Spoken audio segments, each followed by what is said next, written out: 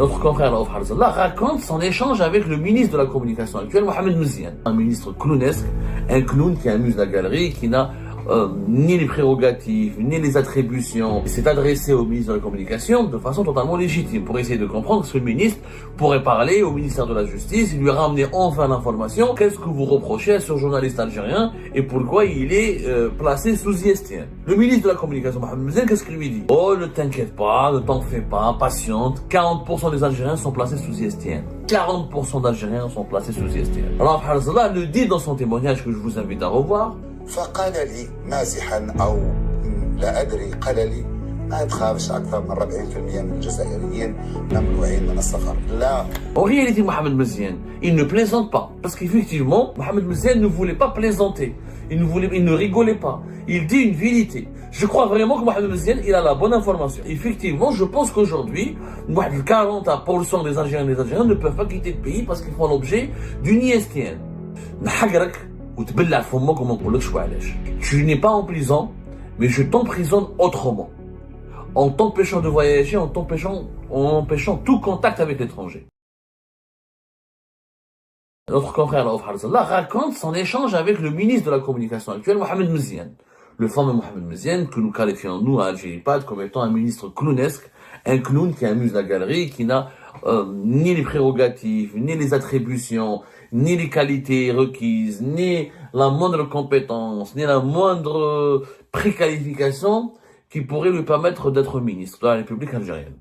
La preuve, quand Raouf Harzallah, en tant que journaliste, en tant qu'ancien chef du bureau de l'Arabia à Alger, en tant que journaliste algérien connu sur la scène médiatique algérienne, en tant qu'un acteur important du paysage médiatique algérien depuis les années 90, il a des relations, il a un nom, il a une autorité, donc il s'est adressé au ministre de la Communication. Le ministre de la Communication, c'est celui qui est en charge, normalement, de gérer les problèmes et les dossiers et le secteur des médias. Donc lui, il s'est adressé au ministre de la Communication de façon totalement légitime pour essayer de comprendre ce que le ministre pourrait parler au ministère de la Justice. Il lui a ramené enfin l'information. Qu'est-ce que vous reprochez à ce journaliste algérien et pourquoi il est placé sous ISTN? Le ministre de la Communication, Mohamed Mziane, qu'est-ce qu'il lui dit? Il lui dit avec un humour noir, ou un humour effrayant, un humour sinistre. Oh, ne t'inquiète pas, ne t'en fais pas, patiente. 40% des Algériens sont placés sous ISTN. 40% d'Algériens sont placés sous ISTN. Alors, Harzallah le dit dans son témoignage que je vous invite à revoir. On vous l'a montré tout à l'heure. Il dit clairement, je ne sais pas si Mohamed Mziane rigolait ou plaisantait avec moi ou là il disait vrai. Parce que voilà, alors Harzallah était sous le choc, il était inquiet, énervé, il cherchait à comprendre qu'est-ce qu'on lui reprochait réellement, pourquoi on s'en prend à lui. Donc il n'a pas su comment est-ce qu'il fallait prendre au sérieux les déclarations de Mohamed Mziane ou pas. هذيك la vidéo تاع رؤوف حرز الله. رؤوف حرز الله يوجه رسائل عبر الفيديو. هذه أول فاستغربت فعلا للأمر وجرب لي فعلا كاش الباسبور الشرق في الجزائر إضافة وكنت يعني القناة للأسف أعطانا الشهادات وتحدثت معه عن موضوعي وعن قرار المنع فقال لي مازحا أو لا أدري قال لي ما تخافش أكثر من 40% من الجزائريين ممنوعين من السفر. لا. Ça, c'est le passage où Harzallah parle de son échange avec le ministre de la Communication, Mohamed Mziane. Je le remets un peu au début. وزير الاتصال الصديق محمد مزيان عرضنا وأعطانا شهادات الاعتماد كمدير مكتب قناة الشرق في الجزائر إضافة طبعا أنا مدير مكتب قناة الشرق في فرنسا أعطانا الشهادات وتحدثت معه عن موضوعي وعن قرار المنع فقال لي مازحا أو لا أدري قال لي ما تخافش أكثر من 40% من الجزائريين ممنوعين من السفر. لا أجزم إن كان يقول يعني مش عارف أنه يقول الصح أو حاب يخفف عني وأعتقد أنه كان حاب يخفف عني عندما قال أن 40% من الجزائريين ممنوعين من السفر. أنا لا يهمني. Donc voilà la partie C'est Raouf Arzallah qui le raconte, c'est pas moi. Il est parti voir le ministre de la Communication. Regardez le comble de l'ironie, le comble de l'irrationalité et de l'absurdité. Raouf Arzallah, il a été accrédité par les autorités algériennes comme directeur du bureau de la chaîne internationale Sharq News, qui est une chaîne, on va dire, saoudienne et émiratie. On a du mal à la positionner, elle est plus saoudienne, mais elle est basée, elle a des bureaux aux Émirats. Donc, il est accrédité. Et pourtant, donc les autorités algériennes lui reconnaissent la légitimité de représenter une chaîne internationale en Algérie. Ils l'autorisent à travailler. Et d'un côté, ils lui mettent une ISTN. Ils l'accusent de corruption. Donc s'il est corrompu et s'il est privé de ses droits, comment il peut être accrédité pour être le directeur d'un bureau d'une chaîne d'information internationale et pana-arabe liée aux monarchies du Golfe, avec toute la sensibilité et les caractéristiques extrêmement, et les tensions qui caractérisent les relations entre l'Algérie et les monarchies du Golfe. Et le ministre de la Communication, Mohamed Mziane, selon Arzallah, il lui a dit, ah, t'inquiète pas, t'en fais pas, 40% des Algériens sont placés sous ISTN. Arzallah, bien sûr, il relativise les propos de ce ministre. C'est son ami, il lui dit, voilà, certainement il m'a dit ça pour pour que j'angoisse pas, pour me rassurer, pour me calmer. Mais un ministre qui parle comme ça, qui reçoit un journaliste, qui est directeur qui est aujourd'hui représentant ou directeur du bureau d'une chaîne d'information pana-arabe et arabe à Alger, et qui parle comme ça d'une thématique, d'un sujet, d'une problématique aussi grave, que la privation de la liberté de voyager. Est-ce que ça c'est un ministre digne de la République algérienne, digne de l'Algérie? En réalité, Mohamed Mziane, il ne plaisante pas. Parce qu'effectivement, il y a des très très nombreux Algériens et de très très nombreuses Algériennes qui sont frappés d'une ISTN et leur nombre est aussi important que je pense l'évaluation de M. Mohamed Mziane, le fait que quand il a donné un chiffre comme ça, je pense qu'il le pense sincèrement. Moi, je suis pas d'accord avec Raouf Arzallah. Mohamed Mziane ne voulait pas plaisanter. Il ne rigolait pas. Il dit une vérité. Je crois vraiment que Mohamed Mziane, il a la bonne information. Il n'aurait pas dû le dire de cette façon, avec une telle légèreté. Il n'aurait pas dû partager cette information avec un humour sinistre et noir, avec son ancien confrère Raouf Arzallah, mais en réalité, il a fait une révélation fracassante. Effectivement, je pense qu'aujourd'hui, 40% des Algériens et des Algériens ne peuvent pas quitter le pays parce qu'ils font l'objet d'une ISTN. C'est une information sérieuse. Alors, c'est le ministre Mohamed Mziane qui le dit. Est-ce qu'il le dit pour plaisanter? Est-ce qu'il a exagéré? Est-ce que peut-être 20, peut-être pas 40, peut-être 25? En tout cas, il y a un nombre illimité et très important, un nombre important, je dirais pas illimité, un nombre considérable d'Algériens et d'Algériens qui sont soumis à une ISTN de façon arbitraire. Totalement arbitraire. Sans aucun fondement juridique, sans aucun fondement sécuritaire, c'est juste de l'arbitraire. En Algérie, nous avons pu confirmer une information. Il y a plus de 30 000 passeports algériens appartenant à des citoyens algériens ou à des Algériennes et des Algériens qui ont été saisis et qui ont été retirés par les autorités judiciaires. Plus de 30 000 passeports. Ça, c'est le chiffre de 2024. C'est-à-dire qu'il y a 30 000 personnalités algériennes à qui on a enlevé le passeport. Pourquoi? Parce que ou ils sont cités dans des affaires judiciaires, ou elles n'ont pas été encore condamnées, ou elles ont été condamnées, elles ont purgé leur peine, mais on ne veut pas qu'elles voyagent, ou parce qu'elles sont proches ou des parents à des responsables déchus politiques du régime de Bouteflika, ou à des hommes d'affaires déchus de l'époque de Bouteflika, ou à certaines personnalités politiques qui ne sont pas dans les, on va dire, qui sont dans le viseur du pouvoir actuel, du régime Tebboune, ou qui n'ont pas les bonnes faveurs, ou qui ne sont pas appréciés par le régime actuel. Et comme ce sont des personnes qui sont proches de ces personnalités classées sur liste rouge ou la liste noire, eh ben, elles ne peuvent plus voyager. 30 000 passeports retirés à des citoyennes et des citoyens algériens. C'est déjà effrayant. Mais les ISTN, c'est autre chose. Les ISTN, on peut ne pas vous retirer votre passeport. Dans la majorité des cas en Algérie, on ne vous retire pas votre passeport. Mais quand vous essayez de voyager à travers le port ou les aéroports du pays, on vous dit que vous ne pouvez pas voyager. Pourquoi? Ah, les services de sécurité ne vous donnent aucune explication. Les services de sécurité vous orientent vers la justice. Au niveau de la police aux frontières, ils vous disent rien. Non.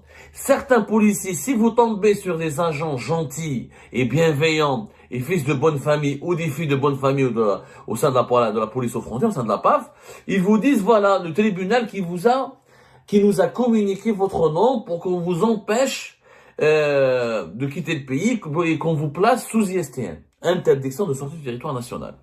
Dans certains cas, il n'y a même pas de notification judiciaire. Les services de sécurité vous disent, on n'a pas d'informations à vous communiquer, démerdez-vous, débrouillez-vous, allez-y, débrouillez-vous avec la justice ou avec d'autres instances de l'État. Et c'est le brouillard, c'est les ténèbres. Personne ne vous donne la moindre information. Et effectivement, il y a des milliers et des milliers d'Algériens qui sont dans cette situation. Peut-être même que cette mesure arbitraire de priver les gens, de placer les gens sous ISTN qui a commencé depuis 2020, au cours de ces 5 dernières années, de 2020 à 2025, peut-être qu'on a des millions d'Algériens qui ne peuvent pas quitter le pays. La plaisanterie de Mohamed Mziane, elle peut prendre tout son sens si on fait une enquête réelle sur le terrain.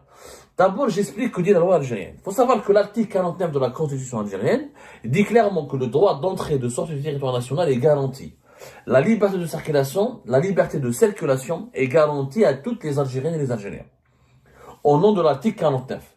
Toute restriction à ces droits ne peut être ordonnée que pour une durée déterminée par une décision motivée de l'autorité judiciaire. C'est-à-dire qu'on ne peut pas empêcher une Algérienne ou un Algérien de quitter son pays s'il n'y a pas une décision motivée de l'autorité judiciaire et qui doit être déterminée. On ne peut pas empêcher les Algériens de sortir du pays pendant toute leur vie, pendant des années. Or, il y a des Algériens et des Algériens qui ne peuvent pas quitter le pays depuis 4-5 ans, voire plus. C'est illégal. Aucune ISTN ne peut durer 3-5 ans. Pourquoi? Parce qu'il y a une loi en Algérie qui s'appelle l'article 36 bis 1 de l'ordonnance numéro 1502 de 2025 portant sur le code de procédure pénale qui explique que le procureur de la République peut, pour la nécessité de l'enquête, sur rapport de l'office motivé de l'officier de police judiciaire, ordonner l'interdiction de sortie du territoire national de toute personne à l'encontre de laquelle il existe des indices faisant présumer sa probable implication dans un crime ou dans un délit. Sauf que cette même ordonnance, elle établit que les interdictions de sortie du territoire national sont limitées à une durée de 3 mois, renouvelable une seule fois, excepté dans le cadre d'infractions de terrorisme ou de corruption, pour lesquelles l'interdiction peut être renouvelée jusqu'à la clôture de l'enquête.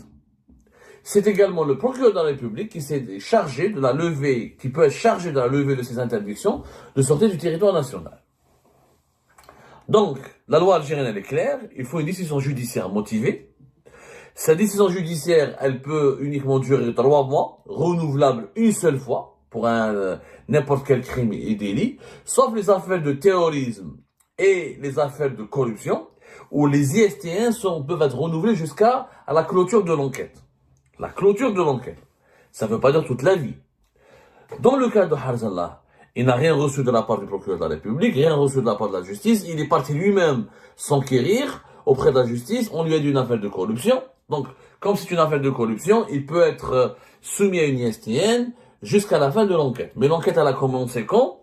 Et qui dit enquête, dit audition, dit mise en examen, dit interrogatoire, dit convocation. C'est ça une enquête. Or, la loi algérienne n'est jamais respectée. Il y a des millions d'Algériens qui n'ont jamais été soumis à une enquête, qui n'ont jamais été convoqués, qui n'ont jamais été interrogés, et qui n'ont jamais été inculpés de quoi que ce soit, ni de corruption, ni de terrorisme, et qui sont soumis à une ISTN dont la durée a dépassé largement les 3 mois renouvelables une seule fois. Ça s'explique. Les tribunaux algériens ne peuvent pas convoquer des millions de personnes d'un coup. Les tribunaux, ils ont une capacité physique limitée. Ils ont aussi d'autres affaires judiciaires. Donc les procureurs ou les juges d'instruction ne peuvent pas convoquer tout le beau monde qui est soumis à une ISTN. Il y en a tellement, ils sont tellement nombreux. Donc certains sont des mineurs. Ils sont pas majeurs. Un mineur, il a commis une corruption. Le mineur, il a fait un acte de terrorisme. Donc personne n'a été convoqué. Personne n'a été soumis à une enquête. Et pourtant, les ISTN durent pendant des années. Donc la loi algérienne n'a jamais été respectée. Ce sont des prisonniers. En Algérie, il y a les prisonniers politiques, les détenus d'opinion qui sont dans les prisons, enfermés dans une cellule. Et il y a les prisonniers politiques et les prisonniers d'opinion qui ne sont pas enfermés, mais qui sont enfermés dans le grand prison à ciel ouvert qui est l'Algérie, qui ne peuvent pas jouir d'une liberté fondamentale qui est la liberté de circulation. Et effectivement, Mohamed Mziane, pour moi, n'a pas tort. Je crois que la proportion des Algériennes et des Algériens qui sont soumises ou soumis à une ISTN peut être de 40% de la population. Ce n'est pas une blague. Nous, il n'y a plus de presse libre et indépendante en Algérie pour documenter ces faits-là.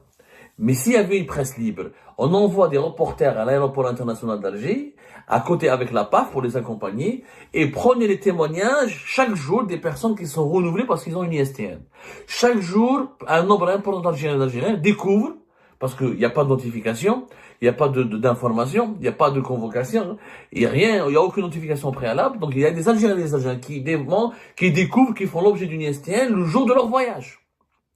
Donc ils perdent leurs billets, ils perdent leur réservation à l'étranger, ils perdent leur argent, toute leur vie elle est bousculée et ils sont pris au dépourvu, ils sont choqués.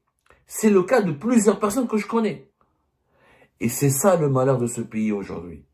C'est qu'on est en train de enlever une liberté fondamentale à des personnes, à des citoyens et des citoyens, sans aucune justification légale. C'est la pire dictature que nous pouvons connaître, la dictature de l'opacité et de l'arbitraire. Tu n'es pas en prison, mais je t'emprisonne autrement. En t'empêchant de voyager, en empêchant tout contact avec l'étranger. Et tu restes là et je fais de toi ce que je veux. C'est une autre forme de dictature dont personne ne parle. Et l'affaire Raouf Harzellah a eu le mérite au moins de révéler au grand jour ce que des millions d'Algériens subissent dans le silence dans l'indifférence générale d'abord et dans le silence absolu depuis 2020. Espérons qu'à travers le témoignage de Raouf Harzellah, un débat national sera enfin ouvert sur comment cette l'une des libertés fondamentales, qui est la liberté de voyager, de quitter, de sortir et de rentrer dans son pays, elle est bafouée avec une cruauté sans précédent par l'actuel régime algérien. Et ben voilà, c'est la fin de cette vidéo. Je vous remercie toutes et tous, comme d'habitude, pour avoir suivi la vidéo jusqu'à la fin. N'oubliez pas de nous laisser vos commentaires et vos réactions sur le sujet de cette vidéo et de partager le contenu si ça vous intéresse. Et je tiens toujours à remercier nos abonnés et les personnes qui réagissent de façon régulière sur nos vidéos et qui nous suivent et qui nous laissent des commentaires.